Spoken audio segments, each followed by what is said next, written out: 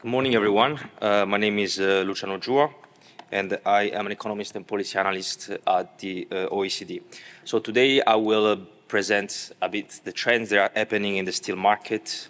Most of the information that I will present today will be also included in our next market paper. This is an OECD publications that shows data on demand, production, capacity trends.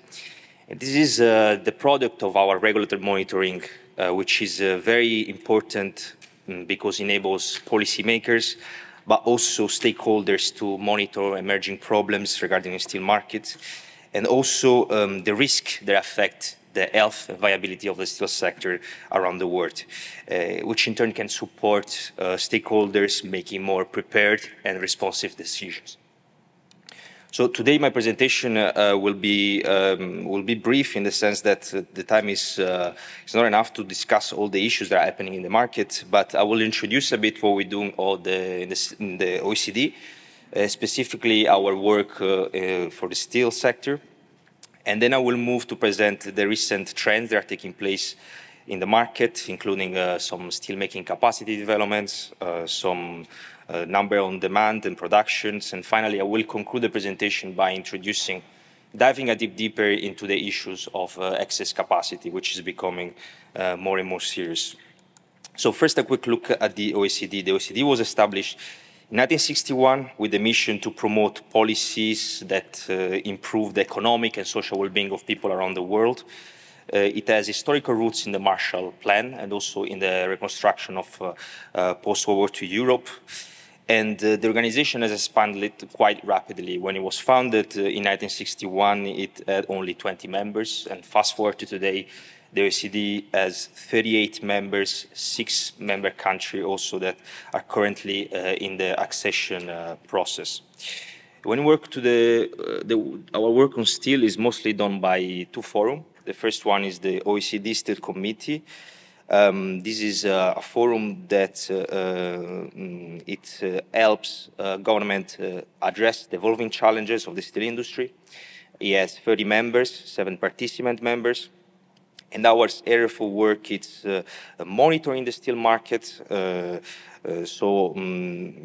collecting data on consumption, productions, but also focusing on specific analysis, such as the government interventions or decarbonization issues. And the Global Forum on Steel Excess Capacity, or GFSEC, it is another forum that was established in 2016 during the G20. It was established to directly address the issues of excess capacity. In fact, during this period, the global steel market experienced a massive surplus of steel, mostly coming from China. And this overcapacity also led to declining steel prices, but also massive exports to other countries. And in response to this crisis, the GFSEC was indeed established to come together to address the issues of excess capacity. And another recent forum that was established in 2022 is the Climate Club. This is specifically a forum to address the issue related to decarbonization. So when it was established, it had 27 members. Right now has grown to 42 members, including non-OECD economists. And it is hosted in tandem with both the OECD and the International Energy Agency. So why so much policy attention on steel? Steel, it's a crucial material, it's the backbone of our economy. It is essential for construction sector, for the automotive sectors, but steel also play a crucial role in national defense. It is essential for manufacturing military hardware. So this strategic importance also elevates steel into a matter of national security. Not to mention that it's a large employer, both directly and indirectly. And for all these reasons, governments often support their own steel industry by intervening in the industry and providing, for instance, subsidies. Most of the case, this government intervention can lead to important market distortions that artificially lower the prices it making also difficult for unsubsidized producers to compete. At the same time, our research shows that firms that are inefficient and should exit the market are staying in the market, supported by the government, and these inefficient mills usually also have higher cost than efficient mill. And to take advantages of economy of scales, they keep production up even when demand is low. And these, of course, flow the market with steel products and decrease steel prices and cause issues to the global steel industry. Not to mention the negative effect that overcapacity, overproduction has on emissions. First, steel is very energy intensive and it has already a substantial carbon footprint. And when there is, of course, excess capacity, these damage even more the environment. And second, in an environment where companies are struggling to make profits, it becomes hard for these firms to invest in resources or innovation in technology that will allow them to transition into cleaner productions. So monitoring the steel is becoming increasingly important, especially seeing what are the recent trends that are taking place. This is a graph that shows the current gap that there is between steel making capacity and demand. The current gap is around 551 million metric tons, and it is expected to grow in the next 2 years. This is because demand is slowing, and capacity that is going to come into stream, it is not going to be met by this demand. And this number may not seem large, but when compared to actual production of GSF countries such as the European Union, Japan, is quite substantial number. And even comparing it to the global steel trade, it's almost double the size of global steel trade. So there is this huge excess capacity, and also demand is not looking very well. I mean, in 2023, global steel demand decreased by 1.1%. The European Union has the steepest decline in demand. This is due to factors like Russian aggression against Ukraine, energy prices rising, inflations, which have led to worsening demand. This year's the prospect is a bit more positive. We're going to have a 1.7% increase in the demand, and most of the demand will be supported by regions such as Africa, MENA, Asia, and India. While there seems that demand is a bit improving, there are still issues that are still lingering in the market. For instance, prices are still very high. Energy, raw material prices, and labors are all more expensive.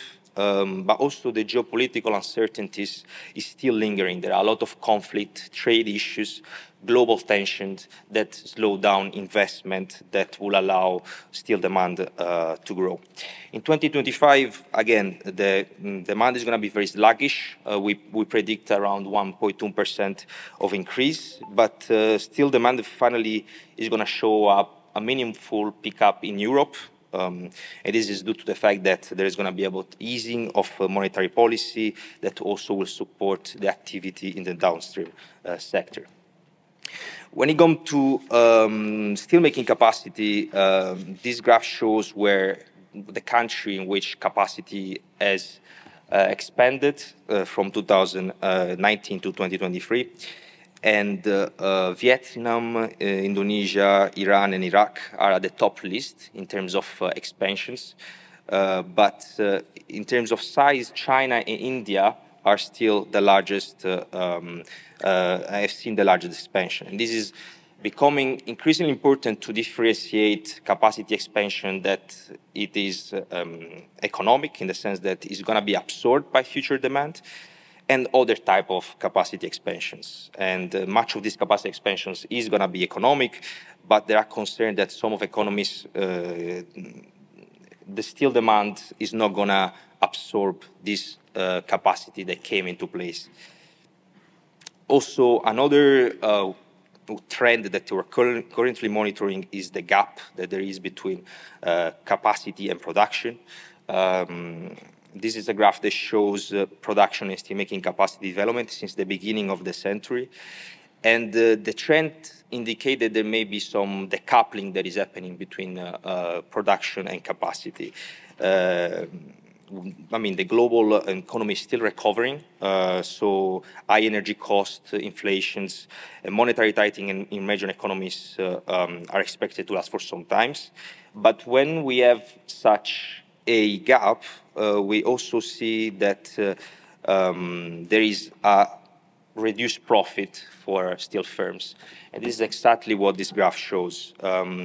This is firm profitability since 1998 to 2023. And we noticed that both the average profitability and the median profitability of firms has been decreasing since the peak in 2021. We see a decrease of around 77% in profitability and almost half in median profitability. And we know already that part of, excess capacity is playing a role when it comes to the firm profitability, and is clearly shown in this graph where the blue line represents the growth in excess capacity, and the red line shows the percentage, the profitability of steel firms. And it is clear that since 2008, excess capacity continued to grow despite the poor economic developments. And this led to an important decrease in profitability that is now becoming more and more serious. When it comes to the causes of excess capacity, the analysis seems to point out to government interventions. As I mentioned, early subsidies plays a significant role when it comes to excess capacity. And this graph, the first graph on the left, compare Chinese firms with other firms, and we see that the subsidization that these firms receive is much larger than other firms. Another interesting finding is that usually these firms receive these subsidies during lower profit periods, meaning that the government is supporting these firms where they are not profitable. Another finding is that subsidization is also supporting the expansion of capacity. We estimated that for 1 million grant that the government gives to these firms, this led to a capacity increase of around 7,000 to 11 metric tons. This happened only in non-OECD countries, while OECD countries do not reflect this trend. Another finding is that state-owned enterprises do receive more subsidy compared to private enterprises. This is due to they have higher level of debt, they have lower profitability, but they also have a strategic importance for government. So SOEs are often seen as crucial for national industrial policy and economic viability. And for this reason, the government often support SOEs. Coming back to the topic of capacity, most of the capacity that will take place in the next 2 years will see an important increase in Asia, and most of this capacity will be of BOF. In other parts of the world, we see increases in Europe, Middle East, and North America, with are choosing more cleaner options, such as the electric furnaces for the capacity expansions. So just to summarize very briefly here is that prices have fallen by 15%. This is meaning that there is an oversupply in the steel market. When prices decline this much, it offers a sign that there is more steel being produced that the market can absorb, which also directly affects the financial health of the industry. And also, as a result of these falling prices, steel firms are seeing a dramatic decline in profitability. It is down by 77% on average in 2023. And this means also that these firms have less resources to reinvest in their operations, to reinvest in green technologies. And this overcapacity is also decreasing the market share of GFSEC economy. This year's global production share of just a country decreased to 25%. And this is hitting the market very hard. We've seen that many firms are being forced to downsize. There is a layoff of workers that is having a ripple effect not only on the business, but also on the communities. And at the same time, the concerning scenario that we are looking now, it's the surge of steel imports coming from China. In 2023, this export from China increased by 40%, and this is flooding the market with this cheap steel. And one of the notable observations is that the structure of these imports also changed. In 2015-16 period, when we had the peak, we had the steel crisis, Chinese exports were in form of long products. Right now, there is a change, and we see that the major exports are currently flat products. And when it comes to countries, we see that ASEAN it's experiencing an increase, but also other regions such as Korea, European Union, Turkey are all seeing an important increase of Chinese imports. So just some concluding remarks. What we're seeing right now is a very concerning scenarios. These are trends that we're already familiar with. We're already seen them during the steel crisis. The only difference is that now there are more economic and geopolitical uncertainties. We have energy crisis, prices going up, steel supply chains, uncertainties, critical raw material issues. And also the nature of excess capacity is changing. We have much more carbon-intensive capacity coming into stream. And this is a quite worrying scenario. So why is it important to address excess capacity? Addressing the issues means it's crucial for the health of the industry, because by reducing this excess capacity, we also see an increase in prices, which directly translate also to more profitability for the steel sectors. And this also allows steel firms to channel more resources into critical innovations, to environmental sustainability, and with these resources also comes the phasing out of high-emitting plants, and by embracing these sustainable practices, also there is a more efficient use of energy, conservation of raw materials, all resources that are the lifeline of the steel sectors. And so finally, a more balanced supply and demand is also a key factor for stability that comes with smoother trade relations, less friction among steel trade partners, and these lead to a more cooperative and prosperous global steel market. So I really invite you all to read our papers on excess capacity and watch closely also our data monitoring exercises, because it's useful to keep up with these trends and also understand better where they come from and also how can impact your operation as well. So thank you so much for your attention, and I'll take questions now.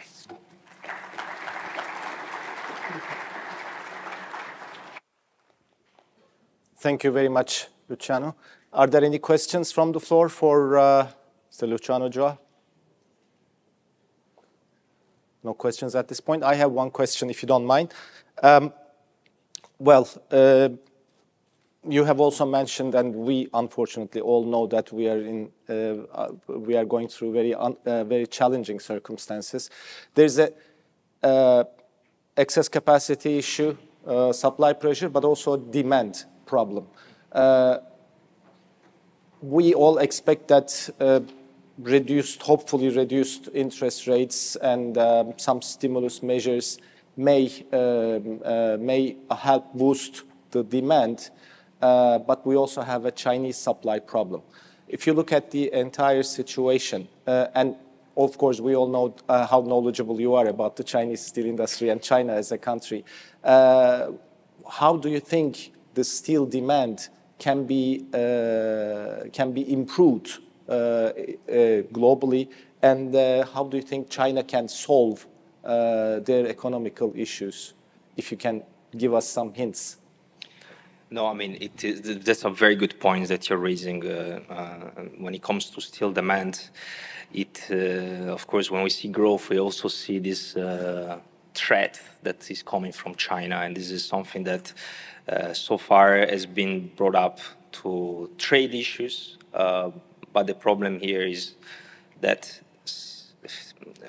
if we have this systematic problem within China of excess capacity, if they are not being solved domestically, then this issue is gonna continue for long. So it's really a matter of collaborating also with China. China used to be a GFSEC members up to 2019, and the progress that China made in cutting the excess capacity were very important.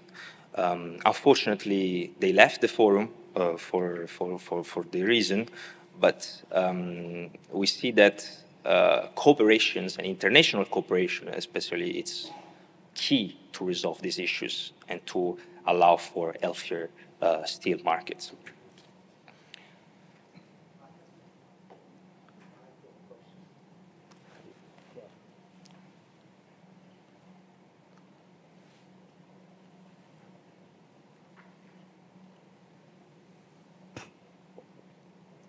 Yeah.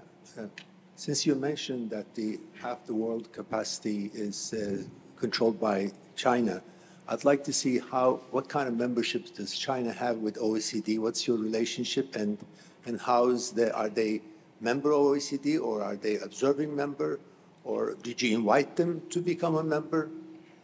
That's a very good question. Unfortunately, China is not a member of the OECD itself, but they were a member of the GFSEC, so the Global Forum on Excess Capacity. So they were invited at the table to discuss the issue of excess capacity. This was during the time of a steel crisis.